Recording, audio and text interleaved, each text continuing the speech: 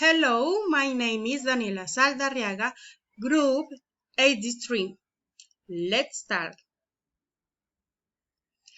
What is the most unknown food you have eaten during a trip?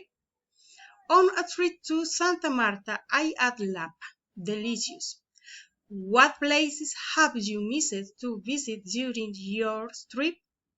I had visited Santa Marta, but I have not La Sierra Nevada. Did you go sightseeing on your last trip? What was the most interesting place for you? Yes, I visited Isla Fuerte in Córdoba.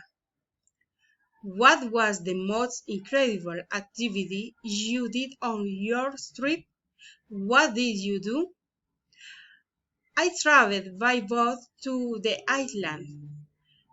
Did you spend much money for your last trip? What is the fair amount? No, it was just enough for an unforgettable experience.